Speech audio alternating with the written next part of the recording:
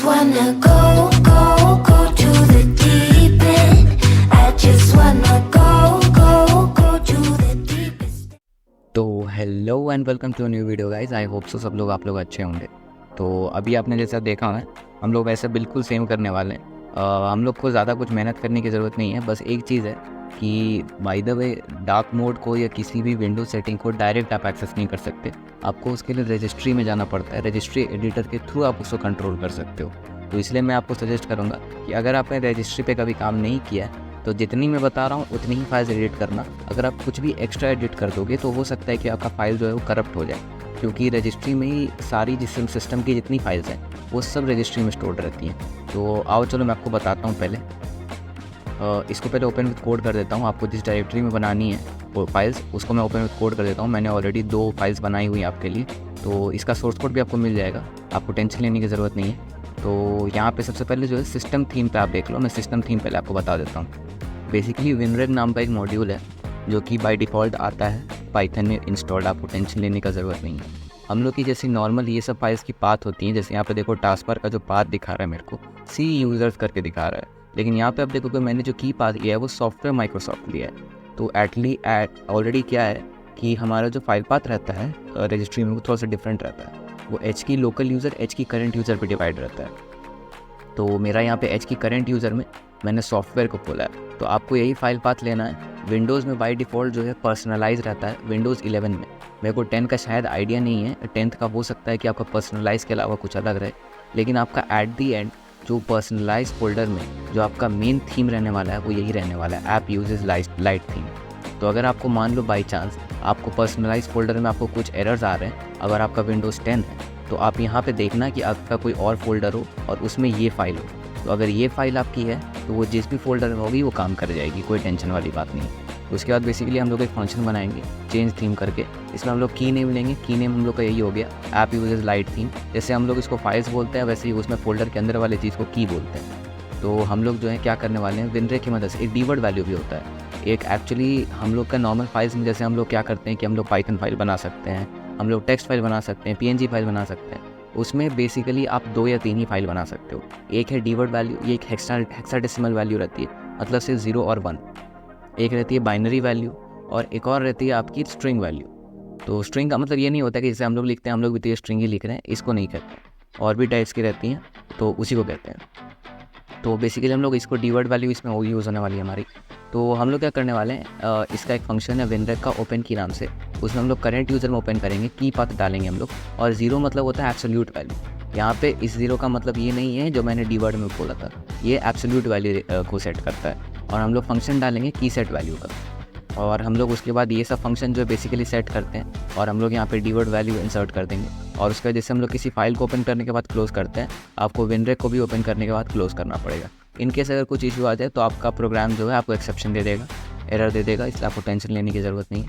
और उसके बाद हम लोग इसको वाइल ट्रू लूप में चला देते हैं। तो 0 का मतलब होता है डार्क और 1 का मतलब होता है लाइट। तो चलो मैं आपको बताता हूँ। एक बार मैं आपको कोई ऐप खोल के बता देता हूँ। फॉर एग्जांपल मैं सेटिंग खोलता हूँ और सेटिंग को बाय साइड ले लेता हूँ, स्नैप कर लेता हूँ विंडो को। तो यहाँ पे मेरे पास आ चुका है और अब मैं अपना प्रोग्राम रन कर देता हूँ। और यहाँ पे देखना मेरे को 0 तो डार्क मोड में तो ऑलरेडी चल रहा है। अगर मैं 1 पे सिलेक्ट करूँगा इसको तो आप देखो ये लाइट मोड में ऑटोमेटिकली चला आएगा। और वापस अगर मैं 0 पे आता हूँ तो ये वापस से आ चुका है डार्क मोड पे। तो ये तो बहुत बेसिक था, आपको भी मेरे को लगता है कि समझ आ ही गया होगा। तो चलो इसको भी बंद कर देते हैं और अब आते हैं टास्क बार पे। तो टास्क बार पे भी हम लोग को सेम चीज़ करनी है जो हम लोगों ने थीम पे किया था। एक विनरेग मॉड्यूल इंपोर्ट करना है हम लोग को बेसिकली। और यहाँ पे हम लोग जो है इस बार जो हम लोग का फाइल पाथ है वो थोड़ा सा डिफरेंट होने वाला है। पिछले बार थीम्स में पर्सनलाइज था, इस बार एक्सप्लोरर में एडवांस होने वाला है। इसमें भी सेम हम लोगों ने राइट टू रजिस्ट्री किया है, तो की नेम हमने डाला है और इसमें भी कीवर्ड वैल्यू ही इंसर्ट हो। तो हम लोग का यहाँ पे हमने सेम चीज़ किया है, कुछ ज़्यादा इसमें समझने वाला नहीं है। और यहाँ पे हमने राइट कर दिया है। और एक और चीज़, अलाइन टास्क बार का जो है की वैल्यू वो टास्क बार AI है, AI है या AL है, मेरे को समझ नहीं आ रहा इसमें। मैंने प्रोग्राम करते वक्त लिखा था तो याद नहीं मेरे को। और मेक ट्रांस जो है, मेक ट्रांस एक्चुअली इसको ट्रांसपेरेंट करने का कोई आपके पास डायरेक्ट तरीका नहीं है, वो मैं आपको बाद में बताऊंगा कि कैसे आप कर सकते हो अगले वीडियो में।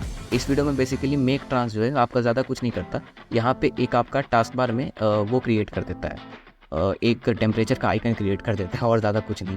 तो फिर भी एक ऑटोमेशन के तौर पे ये नई चीज़ है हम लोग के लिए। तो हम लोग इसको करके देखते हैं। इसका जो की वैल्यू है वो टास्क बार डा है, ठीक है। तो 1 जो है बेसिकली 1 नहीं, एक्चुअली 0 नहीं 1 ही। 1 जो है आपका टास्क बार को जो है लेफ़्ट की तरफ अलाइन करेगा और 0 जो है आपका सेंटर की तरफ अलाइन करेगा। तो इसको भी चलो हम लोग रन करके देखते हैं। तो यहाँ पे अगर बेसिकली मैं 1 लिखता हूँ, एक सेकेंड, मैं इसको आपको टास्क बार को शो कर देता हूँ बार बार के लिए, तो आपके लिए बेटर रहेगा वो। तो अभी जैसे देख सकते हो मैं टास्क बार यहाँ पे मैंने कर दिया है, ये हमेशा के लिए शो करेगा।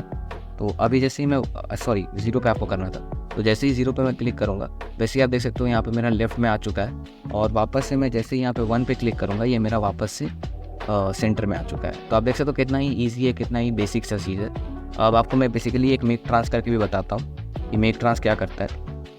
तो एक और बार हमने फाइल रन कर ली है, और इस बार बेसिकली हम लोग देखेंगे कि मेक ट्रांस कैसे हम लोग, मतलब मेक ट्रांस नहीं, मतलब वही टेम्परेचर कैसे हम लोग वो करें। तो आपको क्या करना है, 1 स्टैंड्स फॉर ट्रांसपेरेंट और टेम्परेचर शो करेगा, और 0 स्टैंड्स फॉर नॉर्मल। तो एक और बार 1 पे हम लोग यहाँ पे डालते हैं। तो आप देख सकते हो यहाँ पे मेरे को आ चुका है 14 हेस करके टेम्परेचर का आइकन, और अगर मैं 0 पे क्लिक करूँगा तो वापस से आ जाएगा ये। तो बहुत ही बेसिक था। आई होप सो आपको समझ आया होगा कि अगर आपके पास रजिस्ट्री का कंट्रोल है तो आप बहुत सारी सेटिंग्स चेंज कर सकते हो। आने वाली वीडियोस में मैं आपको बताते चलूँगा कि कैसे आप लोग और अच्छे से कर सकते हो और बहुत चीज़ें ऑटोमेट कर सकते हो सेटिंग्स की। मैं आपको रिकमेंड करूँगा कि आप कुछ भी वैल्यूज़ ऐसे ही बिना सोचे समझे मत चेंज कर देना, आपका सिस्टम करप्ट हो सकता है, क्योंकि रजिस्ट्री बहुत एक पावरफुल टूल है और सारे सिस्टम्स के सेटिंग्स वहीं पे एग्जिस्ट करते हैं।